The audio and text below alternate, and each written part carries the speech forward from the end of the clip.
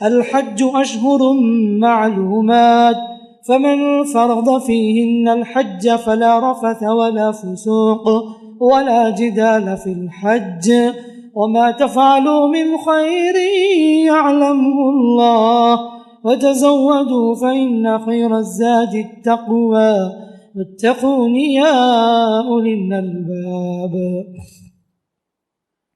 تمام تعریفیں، حمد و ثنا، بزرگی، کبریائی، عظمت، عزت و جلال اللہ رب العالمین کے لائق و زیبا ہے، جو اللہ رب العالمین سارے جہانوں کا پالنے والا، سارے چیزوں کا مالک، وہی خالق، وہی مدبر، وہی رزاق، وہی مولا، وہی وکیل، سب کچھ اسی کے ہاتھ میں ہی، سب کچھ اسی کے اختیارات میں ہی، وہ کسی کا محتاج نہیں، ہم سب اسی کے محتاج ہیں۔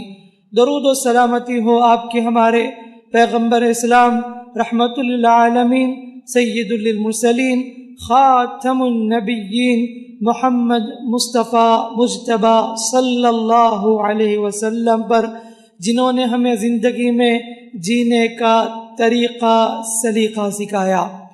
معزز اسلامی بھائیوں اور پردہ نشین خواتین اسلام، ان دنوں دنیا بھر سے لوگ حج کی ادائیگی کے لیے کعبۃ اللہ کی جانب رخ کر رہے ہیں۔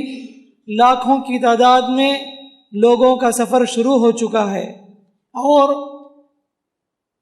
ہمارے معاشرے میں بھی اور اطراف اکناف میں بھی بہت جلد حج کا قافلہ حج کی ادائیگی کے لیے نکلنے والا ہے۔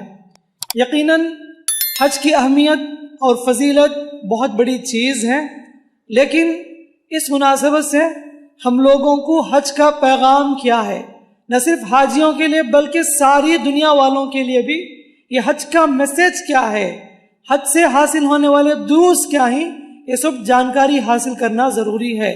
جب بھی یہ ذی-قعدہ ذی-الحجہ کے ایام آتے ہیں تو ہمیں وہ سارے اسباق تازہ ہونا چاہیے، تبھی چل کر ہمیں یہ معلوم ہوگا کہ اسلام کا ایک اہم رکن حج ہے، اللہ نے اسے کیوں مشروع قرار دیا، اس سے کیا کیا اسباق حاصل ہوتے ہیں، یہ کیا میسج دینا چاہتا اللہ تعالیٰ اس کے ذریعے سے، مجھے بھی اور آپ کو بھی، سب کو بھی معلوم کرنا ضروری ہے۔ اسی مناسبت سے میں نے سورہ بقرہ کی ایک آیت تلاوت کی جو حج کے تعلق سے ہے۔ اللہ فرماتا ہے الحج اشہر معلومات، حج مقررہ مہینوں میں ہی، یعنی حج کے مہینے شوال، ذی قعدہ، ذی الحجہ کے شروع 10 دن، انہی مہینے میں یعنی احرام باندھ کر آدمی سفر کر سکتا ہے حج کے لیے۔ ان کے علاوہ دیگر مہینوں میں اگر حج کی نیت سے جاتا ہے تو حج قبول نہیں ہے، تو یہ حج کے مہینے ہی، اور انہی مہینے میں آدمی سفر کرے گا حج کے لیے۔ فمن فرض فیہن الحج، فرمایا جس کے اوپر حج لازم ہے، فلا رفث، نہ وہ جنسی بے رحمی کے کام کرے، ولا فسوق، نہ وہ فسق و فجور غلط کام کرے، ولا جدال، اور نہ جھگڑے کرے۔ 3 چیزوں سے اللہ تعالیٰ نے روکا ہے، یعنی حج کے موسم میں بہت سی آزمائشیں ہوتی ہیں، احرام کی حالت میں بیوی سے آدمی نہیں مل سکتا، تو اس نے کہا کہ فلا رفث، اور یہ بھی ہے کہ خواتین چہرہ کھلا رکھے گی حج کے موسم میں، حج کے دنوں میں، تو نظریں پڑ سکتی ہے، کہا گیا کہ نظروں کی حفاظت کرو، یہ تمہارے لیے آزمائش ہے۔ فلا رفث ولا فسوق، اور نہ فسق و فجور کے کام ہو، گناہ کے کام نہ ہو، کیونکہ تم حرم میں ہو، مقدس جگہ میں ہو، تم سے کوئی ایسی غلطی نہ ہو۔ ولا جدال فی الحج، اور اتنے لاکھوں لوگ جو اطراف اکناف میں ہوتے ہیں حج کے موسم میں، بعض اوقات انسان کو بعض اوقات کیا یہ ہوتا ہوگا، حج کو جانے والوں کے لیے چڑچڑاپن آ جاتا ہے، تکلیف ہوتی ہے، بالکل مشقت اٹھانی پڑتی ہے اس حج کے مناسک میں۔ ایسے میں آدمی غصے کا اظہار نہ کرے، کسی سے جھگڑا نہ کرے، ڈھکلم ڈھکلا نہ ہو۔ ولا جدال فی الحج، کہا کہ حج میں ہو تو تم جھگڑے وغیرہ مت کرو، صبر سے کام لو، تحمل سے کام لو، برداشت کرتے ہوئے اس مناسک کو ادا کرو۔ فلا رفث ولا فسوق ولا جدال فی الحج وما تفعلوا من خیر یعلمہ اللہ، جو بھی تم خیر کے کام کرو گے اللہ تعالیٰ اسے جان لیتا ہے۔ وتزودوا، توشہ اختیار کرو، وتزودوا فإن خیر زاد التقوی، سب سے بہترین توشہ تقوی ہے۔ واتقون یا اولی الالباب، اللہ سے ڈرو اے عقل مندو۔ تو اس آیت میں اللہ رب العالمین نے سب لوگوں کے لیے جو حج کو جاتے ہیں نصیحت کی حج کو جا رہے ہیں، وہ مقدس جگہ ہیں، محترم مقامات ہیں، وہاں نہ جدال کرے، نہ غلط کام کرے، نہ غلط بات کہیں، بلکہ پورے صبر کے ساتھ اللہ کے حکم کے مطابق حج کو تمہیں ادا کرنی چاہیے۔ میرے بھائیوں، میں نے کہا کہ حج کا یہ پیغام سبھی مسلمانوں کے لیے، اس لیے کہ حج کی خصوصیت یہ ہے، نماز بھی اسلام کا ایک رکن ہے، لیکن یہ بدنی عبادت ہے۔ نماز کے لیے کوئی پیسہ دینے کی ضرورت نہیں ہے، روزے کے لیے کوئی پیسہ دینے کی ضرورت نہیں ہوتی ہے، یہ بدن میں تکلیف، اس میں بدن کی تھکاوٹ ہے، اور زکوٰۃ مالی عبادت ہے، اس میں بدن کو تھکانا نہیں ہوتا بلکہ پیسہ اسپینڈ کرنا ہوتا ہے۔ لیکن حج ایک ایسی عبادت ہے جس میں بدن کو بھی تھکانا پڑتا ہے اور پیسے کو بھی خرچ کرنا پڑتا ہے، اسی لیے اللہ نے ان لوگوں پر فرض قرار دیا جو حیثیت رکھتے ہیں۔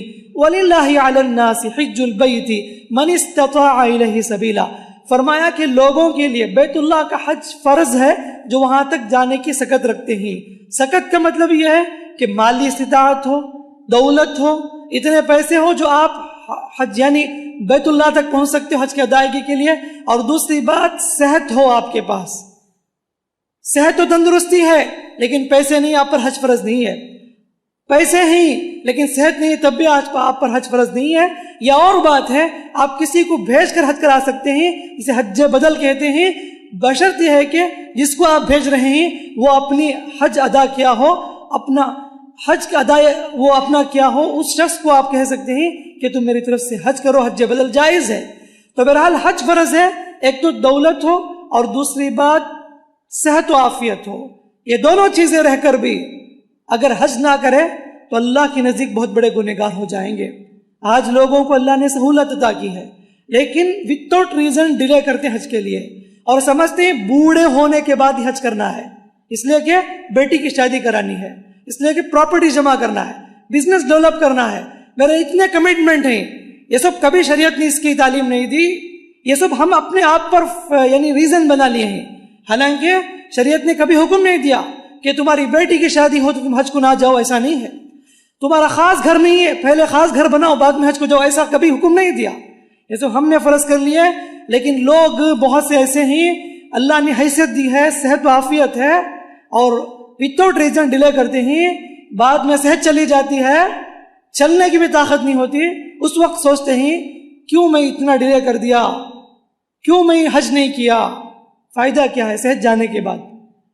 دوسروں کے محتاج ہوتے ہیں کہ تم مجھے ویل چیئر پر بٹھا کر حج کراؤ، میری یہ سب کسی کا محتاج ہے بغیر اللہ نے آپ کو صحت و تندرستی دی ہے، حیثیت ہے آپ کے پاس، چلتے پھرتے ہیں۔ میں کہوں گا اگر آپ کو موقع ملتا ہے تو فوراً حج کر لو، اس سے بڑی بشارت کیا ہو سکتی ہے؟ اللہ کے نبی فرماتے ہیں صلی اللہ علیہ وسلم، جو آدمی حج کرتا ہے نہ اس میں کوئی گناہ کا کام کرے نہ فسق و فجور کا کام کرے، اور وہ گھر لوٹتا ہے تو ایسے لوٹتا ہے گویا کہ اس کی ماں نے ابھی ابھی اسے جنم دیا۔ ایک بچہ ماں کے پیٹ سے باہر آتا ہے تو وہ گناہ سے بالکل پاک ہو کر آتا ہے، ایسے ہی حاجی حج کرنے کے بعد گناہ سے بالکل پاک ہو کر گھر لوٹتا ہے۔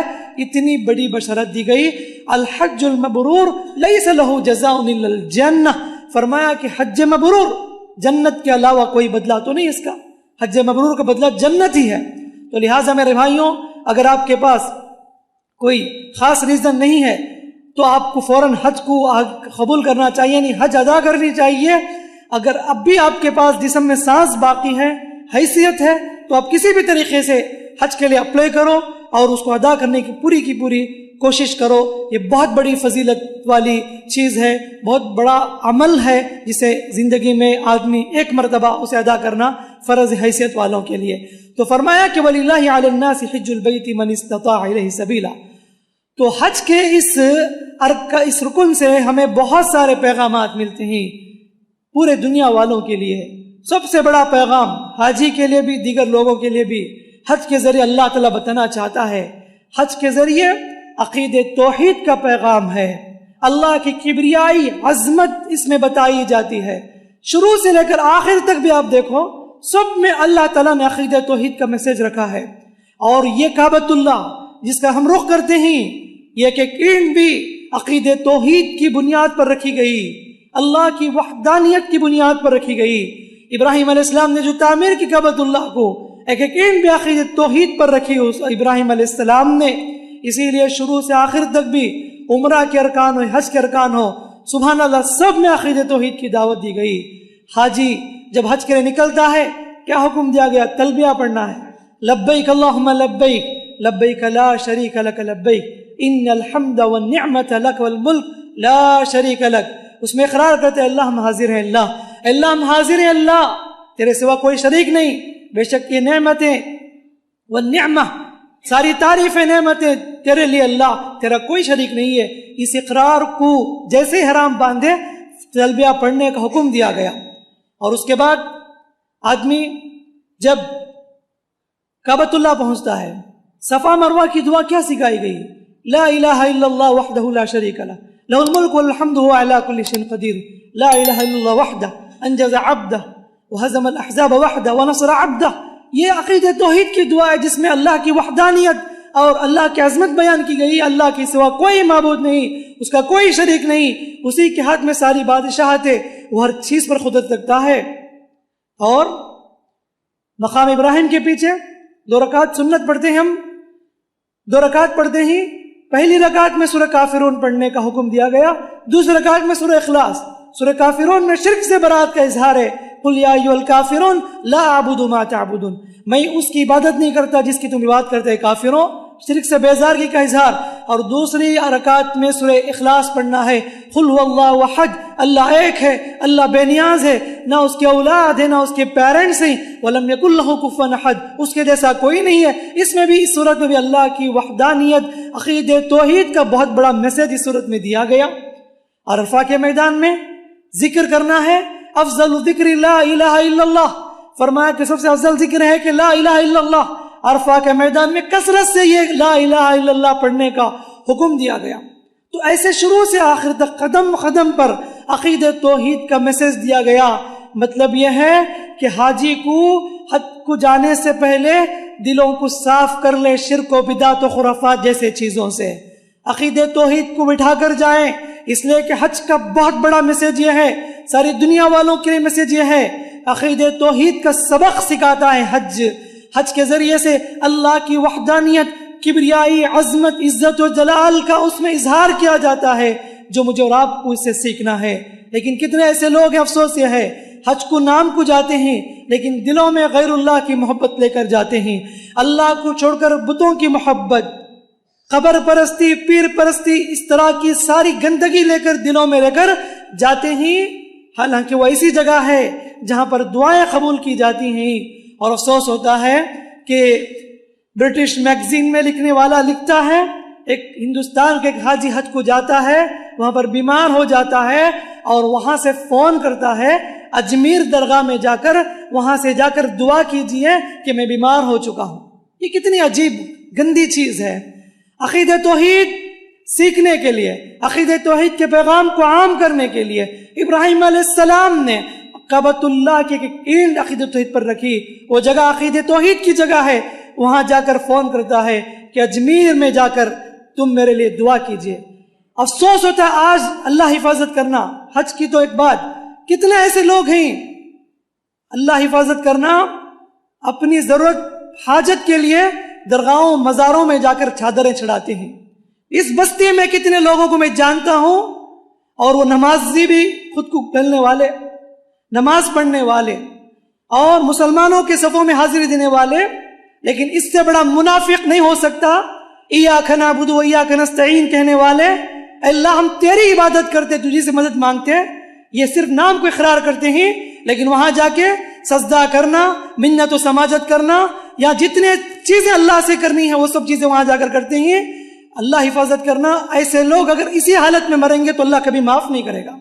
کیوں؟ اللہ نے صاف کہہ دیا، ان اللہ لا یغفر ان یشرک بہ، اللہ سب کو معاف کرنے کے لیے تیار، لیکن شرک کو معاف نہیں کرتا۔ لیکن ہر جمعرات کو، مہینے کے خاص دنوں کو، سال کے خاص دنوں کو پورے طریقے سے دور دراز کے درگاہوں کا مزار کا چکر لگانا، وہاں جا کے حاجت مانگنا، ان کے پاس جا کے منت و سماجت کرنا، یہ کتنے لوگوں کی عادت ہے۔ ایسے لوگوں کو سمجھنا چاہیے وہ آہستہ آہستہ جہنم کے گڑھے کی طرف جا رہے ہیں۔ کیا فرق رہ گیا ان مشرکین مکہ کے بتوں میں بھی اور ان مزار پرستوں میں بھی؟ وہ تو کھڑے ہو کر پوجا کرتے تھے اور ان کو کھڑا کر کے مورتی کی پوجا کرتے تھے. یہ قبر میں مدفون، اسے نہیں معلوم اس کے ساتھ کیا معاملہ کیا جانے والا ہے قبر میں. ایسوں کے پاس جا کر پوچھتے ہیں ما لا ينفعهم ولا يضرهم، نہ نفع دیتے ہیں نہ نقصان دیتے ہیں. اموات غیر احیاء، قرآن نے کہا مردے ہیں زندے نہیں، انہیں خود نہیں معلوم انہیں کب اٹھایا جائے گا. تو بتانا یہ ہے میرے بھائیوں، حج کو جا رہے ہیں تو عقیدہ توحید کو مضبوط کر کے جاؤ. حج میں بھی عقیدہ توحید کا سبق سیکھو، حج سے واپس آ کر بھی اتنے مضبوط بن جاؤ عقیدہ توحید میں. زندگی میں کبھی شرک نہ کرو، ورنہ شرک کے اس گندگی کو دلوں میں بٹھا کر جا رہے ہیں تو جا کر بھی فائدہ نہیں ہے، آپ کا حج اللہ کے نزدیک قبول نہیں ہوگا. تو حج کا بہت بڑا پیغام یہ ہے کہ ہم اللہ کے اس عقیدہ توحید کو سیکھیں، عقیدہ توحید کو مضبوط کریں، دلوں کو شرک کی گندگی سے پاک کریں. اور دوسرا بڑا اہم پیغام حج کے ذریعے سے اللہ تعالیٰ اس حج میں لوگوں کو قیامت کا منظر دکھاتا ہے. قیامت کا منظر دکھاتا ہے. اللہ اکبر. ایک ہی چادر میں لوگ لپیٹے ہوتے ہیں سفید رنگ میں، پورے کے پورے ٹھاٹا مارتا ہوا، اتنا ہجوم لوگوں کا. چاروں طرف بھی دیکھیں گے تو ایک عجیب سناٹا، ایک عجیب کیفیت، رونے کی آوازیں. کوئی جہنم سے پناہ مانگ رہا ہے، کوئی اپنی مغفرت مانگ رہا ہے. ایسے میں یہ سب قیامت کی یاد دلانے والی ہے. حقیقت میں ایک دن آنے والا ہے، حشر کے میدان میں ایسے ہی عالم آنے والا ہے، نفسی نفسی کا عالم ہوگا. چاروں طرف لوگ رو رہے ہوں گے، چیخ رہے ہوں گے، چلا رہے ہوں گے. گویا کہ یوں سمجھو کہ اللہ تعالیٰ قیامت سے پہلے ایک چھوٹا منظر عرفہ کے میدان میں خصوصاً یہ مناظر دکھانا چاہتا ہے. اسی لیے شاید سورہ حج کا اگر آپ پڑھیں گے تو پہلی آیت یا ایھا الناس اتقوا ربکم، نام ہے سورہ حج، حج کے احکام بتائے گئے، لیکن سورہ شروع ہوتی ہے یا ایھا الناس اتقوا ربکم ان زلزلۃ الساعۃ شیء عظیم. اے لوگو اپنے رب سے ڈرو، قیامت کا زلزلہ بہت خطرناک ہے. جس دن دیکھو گے قیامت کے دن، یوم ترونھا تذہل کل مرضعۃ عما ارضعت، دودھ پلانے والی عورت اپنے بچے سے غافل ہو جائے گی، حاملہ عورت کے حمل وضع ہو جائیں گے. وَتَرَى النَّاسَ سُكَارَىٰ، تم دیکھو گے لوگوں کو ایسا لگے گا کہ وہ نشے میں ہی، حالانکہ وہ نشے میں نہیں. وَلَكِنَّ عَذَابَ اللَّهِ شَدِيدٌ، اللہ کا عذاب اتنا خطرناک ہوگا. تو یہ بڑا عجیب منظر آنے والا، حشر کا ایک دن آنے والا ہے. اللہ تعالیٰ اس سے پہلے یہاں پر دنیا میں ایک چھوٹا سا منظر دکھانا چاہتا ہے. تو جو لوگ حج کیے ہیں وہ جانتے ہیں وہ کیا کیفیت ہوتی ہے، حج کو جانے والے بھی جان لیں گے. یہ حج کا بہت بڑا پیغام یہ ہے کہ اللہ تعالیٰ قیامت کے اس چھوٹی سی جھلک کو دکھاتا ہے. اور تیسری بات، حج کا ایک بہت بڑا پیغام اخوت و بھائی چارگی، اتحاد و اتفاق و محبت الفت کا پیغام حج دیتا ہے. سبحان اللہ، کیا کالے کیا گورے، پورے ملک کے لوگ سبحان اللہ ایک ہی جگہ پر جمع ہو جاتے ہیں اور کوئی اونچ نیچ نہیں، ایک ہی جگہ پر لوگ اٹینڈ کرتے ہیں، کوئی فرق نہیں، اور سب کا السلام علیکم کا ایک بہت بڑا میسج دیا جاتا ہے. اور ایک گورا انسان افریقہ کے کالے انسان کو دیکھ کر مسکراتا ہے، ہاتھ ملاتا ہے، گلے ملاتا ہے. تو سبحان اللہ یہ حج کے اس ایام میں وہ مناظر دیکھ سکتے ہیں. تو یہ حج کا پیغام اخوت و بھائی چارگی کا، یہی وجہ ہے کہ اللہ تعالیٰ حج کے حکم دینے کے بعد آگے یہ ذکر کرتا ہے وَاعْتَصِمُوا بِحَبْلِ اللَّهِ جَمِيعًا وَلَا تَفَرَّقُوا. حج کے ذکر کے بعد اللہ اتحاد و اتفاق کا تعلیم دیتا ہے. شاید یہی وجہ ہے کہ اس جگہ پر دنیا کے مختلف کلچر کو فالو کرنے والے، مختلف ڈفرنٹ کلر والے، ڈفرنٹ کنٹریز والے وہاں پر جمع ہوتے ہیں. کوئی فرق نہیں ہوتا، سب لوگ محبت الفت کے ساتھ رہتے ہیں. اسی لیے وَاعْتَصِمُوا بِحَبْلِ اللَّهِ جَمِيعًا وَلَا تَفَرَّقُوا، کہا کہ تم سے اللہ کی رسی کی مضبوطی سے تھام لو، فرقے میں نہ بٹو. یہ اور بات ہے، بدقسمتی سے ہم لوگ اس بہت بڑے میسج کو بھولے ہوئے ہیں اور آپس میں فرقوں میں بٹے ہوئے زندگی بسر کر رہے ہیں. چھوٹے چھوٹے مسائل کو لے کر اختلاف کرتے ہوئے، انتشار کرتے ہوئے ہم لوگ ایک دوسرے کے خلاف حسد، کینہ، کپٹ، بغض، جلن جیسے جذبات لیے ہوئے جی رہے ہیں. حج کا بہت بڑا پیغام یہ ہے کہ اللہ تعالیٰ ہمیں میسج دینا چاہتا ہے کہ لوگوں نہ صرف حج میں بلکہ دیگر زندگی میں بھی تمہیں اتحاد و اتفاق محبت کے ساتھ ایک دوسرے کا ساتھ دینا ہے. یہ حج کا بہت بڑا پیغام ہے. اسی طرح میرے بھائیوں، حج کا ایک بڑا پیغام یہ بھی ہے اللہ کا خوب ذکر کیا جائے، اللہ کی کبریائی بیان کی جائے، حاجی کثرت سے اللہ کا ذکر کرے. اور فرمایا کہ افضل حج وہ ہے جس میں حاجی کثرت سے تلبیہ پڑھے اور وہ بھی آواز سے پڑھے. افضل حج یہ ہے کہ جس میں حاجی کثرت سے آواز سے تلبیہ پڑھتا ہے۔ زمانے جاہلیت میں لوگ حج کرتے تھے لیکن اپنے باپ دادا کے طریقے کے مطابق حج کرتے تھے۔ وہ لوگ جب مینا میں رہتے تو اپنے خاندان، اپنے قبیلے، اپنے باپ دادا کو زیادہ یاد کرتے تھے اور اس کا ذکر کرتے تھے۔ اللہ نے آیت نازل کر کے بتا دیا مسلمانوں کو، فَإِذَا قَضَيْتُم مَنَاسِكَكُمْ فَاذْكُرُوا اللَّهَ كَذِكْرِكُمْ آبَاءَكُمْ وَأَشَدَّ ذِكْرًا۔ جب تم حج کے مناسک پورے کرو تو تم اللہ کو کثرت سے یاد کرو، جیسا کہ تم اپنے زمانے جاہلیت میں اپنے باپ دادا کو یاد کرتے تھے۔ عرفہ سے نکل کر مینا میں جمع ہو کر تم باپ دادا کو یاد کرتے تھے، بلکہ اس سے بھی زیادہ تم اللہ کو یاد کرو، یاد رکھو۔ تو لہٰذا یہ حج ہمیں ذکر کی تعلیم دیتا ہے، اور ہم لوگوں کو بھی حکم دیا گیا کثرت سے تمہیں ذکر پڑھنا ہے۔ اس خاص کر کے ذی الحجہ کے ایام جب آتے ہیں حکم دیا گیا کثرت سے اللہ کو یاد کرنا ہے، اور ذکر کی کثرت تمہاری زبان میں ہونی چاہیے۔ خاص کر کے حاجیوں کو تلبیہ کثرت سے پڑھنا چاہیے، وہ بھی زور زور سے پڑھنا چاہیے۔ نبی نے فرمایا ایسا حج افضل حج ہے۔ تو اسی طرح میرے بھائیوں، حج ابراہیم علیہ السلام کی زندگی کو تازہ کراتی ہے، ابراہیم علیہ السلام کی زندگی یاد دلاتی ہے۔ جا کر دیکھو، اللہ اکبر، ایک ایک جگہ بھی اللہ تعالیٰ نے جہاں حکم دیا حج کے ارکان، عمرہ کے ارکان میں، ابراہیم علیہ السلام کی زندگی اور ان کے گھر والوں کی زندگی کو اللہ نے اس کو باقی رکھا ہے۔ صفا مروہ کا چکر لگاتے ہیں، حضرت حاجرہ علیہ السلام کو یاد تازہ کرا دیتی ہے۔ زمزم کا پانی پیتے ہیں، اسماعیل علیہ السلام کی زندگی کو کی ہمیں یاد تازہ کرا دیتی ہے۔ اور کعبۃ اللہ کو دیکھتے ہیں، ابراہیم علیہ السلام کے واقعات تازہ ہو جاتے ہیں۔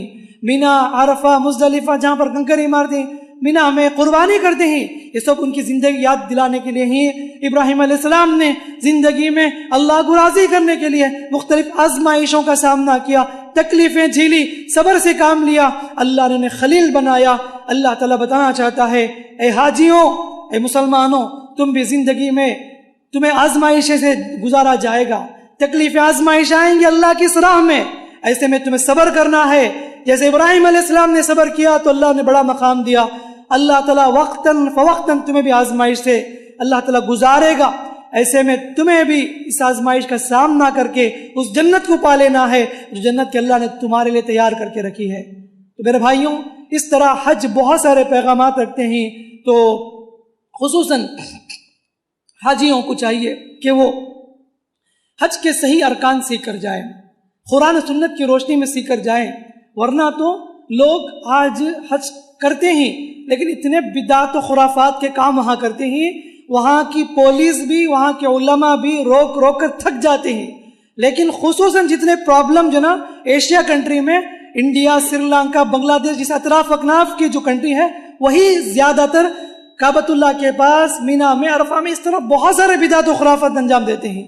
ایسے میں اللہ کے واسطے صحیح نالج حاصل کر کے جاؤ، اور آپ زندگی میں کر رہے ہیں یہ بہت بڑی عبادت، کہ ایسا نہ ہو کہ آپ کی بدعت و خرافات کی وجہ سے کہیں اللہ تعالیٰ آپ کے عمل کو آپ کے چہرے پر نہ پھینک دے قیامت کے دن۔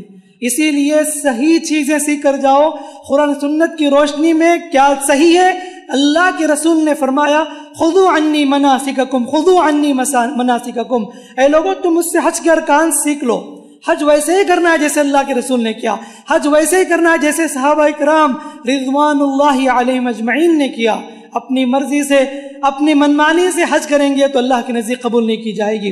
اسی طرح میں ان حاجیوں سے ریکویسٹ کروں گا، حج کو جانے سے پہلے اپنی نیت کو بھی خالص کر لو، صاف کر لو، کہیں ایسا نہ ہو کہ شیطان تمہیں ریاکاری میں نہ ڈال دے، دکھاوا نہ آ جائے۔ اگر ریاکاری ہے، شہرت ہے، حاجی کا ٹائٹل اگر مقصود ہے تو اللہ کے واسطے بہتر ہے حج نہ کرو، حج نہ کرو، اس سے بہتر یہ ہے۔ تو اسی لیے بار بار دعا کرو، اللہ میری نیت کو خالص کر دے، اللہ میں حج کر رہا ہوں تیری رضامندی کے لیے، اللہ تیری جنت کو پانے کے لیے، اللہ تجھے خوش کرنے کے لیے میں حج کر رہا ہوں، یہ اللہ سے بار بار اقرار کرنا، اس لیے کہ شیطان ایسے عین موقع پر دل میں خلل ڈالتا ہے کہ لوگ تیری تعریف کریں، سب لوگوں کو تو بتا کر جا تاکہ لوگ تجھے تعریف کریں، تیرا شہرت ہو، تجھے نام تعریف کریں، تیرے خاندان میں نام روشن ہو۔ ایسی جو نا نیت خلل کرتا ہے شیطان، اس لیے نیت کو خالص کرنا ہے ہر حاجی کو۔ نیت بہت عجیب چیز ہے، اللہ حفاظت کرنا۔ علماء ڈرتے تھے اس نیت کے تعلق سے۔ امام بخاری کے استاد فرماتے ہیں، مجھے نیت کو خالص کرنے کے لیے 40 سال لگے، 40 سال لگے۔ ایسے ایسے لوگ، وہ لوگ حدیث کی خدمت کرنے والے، شیطان ان کے دلوں کو نہیں چھوڑا تو آج ہمارے دلوں کی کیا حالت ہے؟ شیطان آسانی کے ساتھ ہمارے عمل کے ساتھ کھیل دیتا ہے. تو جب نیت اگر خراب ہو جائے تو نہ صرف حج، قربانی، روزہ، زکوٰۃ، صدقہ و خیرات سب کے سب پانی میں بہہ جائے گا، کچھ بھی فائدہ نہیں ہوگا. قیامت کے دن وہاں اٹھیں گے خبر سے تو بالکل ہمارے عمل صفر ہوں گے، کیونکہ ہم نے نیت کو خراب کر لیے. اسی لیے میرے بھائیوں، نیت کو خالص کرو اللہ کے لیے، دعا کرتے اس سلسلے میں. اسی طرح اللہ نے قرآن میں حج کے احکام کے بعد مومنوں کی ان دعاؤں کو ذکر کیا اور بتایا کچھ لوگ ایسے بھی ہیں جو حج کو جا کر صرف دنیا ہی مانگتے ہیں. وَمِنْهُمْ مَنْ يَقُولُ رَبَّنَا آتِنَا فِي الدُّنْيَا وَمَا لَهُ فِي الْآخِرَةِ مِنْ خَلَاقٍ. کچھ لوگ ایسے ہیں کہ حج کو جا کر بھی صرف دنیا کی چیزیں اللہ سے مانگتے ہیں، دنیا کے تعلق سے فکر کرتے ہیں، اور تعریف کی ان لوگوں کی جو دنیا اور آخرت دونوں مانگتے ہیں. وَمِنْهُمْ مَنْ يَقُولُ رَبَّنَا آتِنَا فِي الدُّنْيَا حَسَنَةً وَفِي الْآخِرَةِ حَسَنَةً. تو دنیا بھی چاہیے، آخرت بھی چاہیے، صرف دنیا نہیں ہے. تو اللہ تعالیٰ سے آپ دنیا بھی مانگو، آخرت بھی مانگو. وَقِنَا عَذَابَ النَّارِ، اور فرمایا کہ اللہ ہمیں عذاب جہنم سے تو بچا لینا. تو اللہ تعالیٰ بتانا چاہتا ہے سورہ بقرہ میں، حج کو جانے والوں صرف دنیا ہی نہ مانگو بلکہ دنیا کے ساتھ ساتھ اس سے بڑھ کر تمہیں آخرت کی فکر کرنی چاہیے، آخرت سے بچنے، جہنم سے بچنے کی تم دعا کرو. یہ بھی اللہ تعالیٰ تعلیم دیتا ہے. اور آخر میں یہ بھی میں کہنا چاہوں گا، دیکھیں کوئی بھی عمل ہمارا، حج ہو یا زکوٰۃ ہو، صدقہ و خیرات ہو یا قربانی ہو، اللہ تعالیٰ حلال کمائی، حلال روزی کو ہی اللہ قبول کرتا ہے. حرام کمائی سے عمرہ کو جاتے ہیں، حرام کمائی سے حج کو جاتے ہیں، حرام کمائی سے قربانی کرتے ہیں، قسم سے ایسی قربانی، ایسے حج اللہ کے نزدیک کبھی قبول نہیں کیے جائیں گے. اس سے بہتر ہے حج کو نہ جاؤ. آپ حرام اماؤنٹ اپلائی کریں ہی، آپ اماؤنٹ بنے حرام پیسے، ایسے موقع پر آپ کو بہتر ہے کہ اوائڈ کرنا چاہیے. اس لیے کہ اتنی محنتیں اٹھا کر، مشقتیں اٹھا کر، رو دھونے سے کچھ بھی ہونے والا نہیں کعبۃ اللہ کے سامنے. اس لیے کہ آپ کی ایک ایک پائی بھی حرام کی کمائی ہے، اللہ کے نزدیک ایسے قبول نہیں کیے جاتے. ورنہ تو لوگ آج حلال حرام میں تمیز کے بغیر عمرہ پر عمرہ کرتے ہیں، حج پر حج کر لیتے ہیں اور سمجھتے ہیں کہ ہم نے بہت بڑی ذمہ داری ادا کر دی، اللہ خوش ہو گیا. کیسے خوش ہوگا؟ غریبوں، مسکینوں، محتاجوں، مظلوموں کو رلا کر کعبۃ اللہ کے سامنے جا کے آپ روتے ہیں تو سوچو کہ اللہ تعالیٰ آپ پر کیسے جو رحم کرے گا. آپ نے لوگوں کو ستایا ہے، تکلیفیں دی ہیں، لوگوں پر ظلم کر کے آپ حج کو جاتے ہیں تو آپ کی دعائیں کیسے قبول کی جائیں گی؟ تو میں کہنا یہ چاہوں گا، حلال روزی بہت ضروری ہے. آپ کعبۃ اللہ کو دیکھتے ہیں تو کعبۃ اللہ جس شکل میں ہے وہ نہیں، جو رنگ کی طرح ہے وہ بھی کعبۃ اللہ میں شامل ہے. اس وقت مشرکین مکہ نے حلال کمائی نہ ہونے کی وجہ سے اسے چھوڑ دیا تھا، حالانکہ وہ بھی کعبہ کے اندر داخل ہے. اس دور میں بھی کعبۃ اللہ کو تعمیر کرنے کے لیے حلال روزی، حلال پیسوں کا خاص لحاظ رکھا گیا. تو ان مشرکین کے اندر بھی وہ جذبہ تھا.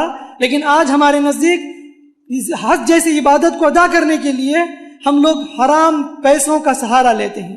تو اسی لیے میں یہ کہنا چاہوں گا، ایسے پیسوں سے کبھی بھی اللہ تعالیٰ عمل قبول نہیں کرتا.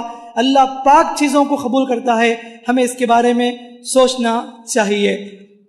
اور اسی طریقے سے اگر ہم نے کسی کو تکلیف دی ہے، کسی کو ستایا ہے، کسی پر ظلم کیا ہے تو حج کو جانے سے پہلے ان سے معافی مانگ لیا کرو. اس لیے حقوق العباد کی بات ہے. نبی صلی اللہ علیہ وسلم جو کہتے ہیں، جو حج کو گئے اور وہ نہ اس میں فسق و فجور کا کام کرے، مکمل طریقے سے حج ادا کر کے واپس آتا ہے، وہ ایسے لوٹتا ہے جیسے اس کی ماں نے ابھی بھی جنم دیا. لیکن یہ صرف حقوق اللہ کے تعلق سے ہے. حقوق العباد میں اگر کوتاہی ہے تو ضروری ہے کہ آپ ان لوگوں سے معافی مانگنا ہے. وہ معاف کریں گے تبھی اللہ معاف کرے گا، ورنہ جو بھی معاف ہوں گے وہ اللہ کے معاملے میں اگر آپ نے کوتاہی کی ہے، مثلا آپ نے نماز چھوڑ دی ہے، آپ نے چند روزے چھوڑ دیے ہیں، ایسے معاملات ہیں تو اللہ معاف کر سکتا ہے. لیکن آپ نے کسی کے حقوق مارے ہیں، کسی کو ستایا ہے، کسی پر ظلم کیا ہے، کسی کا دل دکھایا ہے، ایسے موقع پر جب تک آپ ان سے معافی نہیں مانگتے اللہ بھی اس وقت تک معاف نہیں کرتا. یہ اصول ہے شریعت کا. تو ایسے موقع پر ہم لوگوں کو انسان ہونے کے ناطے غلطی ہو جاتی ہے، آگے بڑھ کر معافی مانگ لینے میں کوئی حرج کی بات نہیں ہے۔ تو یہ چند باتیں تھیں، اللہ سے دعا ہے کہ اللہ تعالی ہم تمام کو کئی باتوں پر سنی باتوں پر عمل کی توفیق عطا فرمائے۔ جو لوگ حج کو جا رہے ہیں اللہ رب العالمین انہیں صحیح سلامت وہاں تک پہنچائے اور سنت کے مطابق اللہ تعالیٰ انہیں حج کرنے کی توفیق دے، اور اللہ تعالیٰ ان سب کے حج کو قبول فرمائے، اللہ ان کو صحت و عافیت کی زندگی عطا فرمائے، اللہ رب العالمین سارے امت کے لوگوں کو امن اور سلامتی کے ساتھ رکھے۔ اللہ رب العالمین جو لوگ حج کی تمنا کر رہے ہیں، حج کے لیے کوشش کریں، اللہ تعالیٰ ان کے لیے آسانی عطا فرمائے۔ اللہ رب العالمین ہم سب کو حج نصیب فرمائے، بیت اللہ کا دیدار نصیب فرمائے، اللہ قیامت کے دن ہمارے اعمال کو قبول فرمائے، اللہ ہمیں ریاکاری سے، دکھاوے سے اللہ تعالیٰ ہمیں حفاظت فرمائے، ہمیں اللہ تعالیٰ ہمارے دلوں میں اخلاص پیدا فرمائے، اللہ تعالیٰ ہمیں نبی کریم صلی اللہ علیہ وسلم کے سنت کے مطابق عمل کرنے جینے کی اللہ تعالیٰ ہمیں توفیق دے، اللہ ہمیں جب تک رکھے اس دنیا میں عقید توحید پر رکھے، ہماری موت آئے عقید توحید پر آئے، ایمان پر آئے، اسلام پر آئے، اور موت کے وقت ہماری زبان میں کلمہ لا الہ الا اللہ محمد رسول اللہ جاری فرمائے۔ آمین آمین۔ بارک اللہ لنا ولکم فی القرآن الحکیم ونفعنا وإياكم بالآیات والذکر الحکیم، انہ تعالی جواد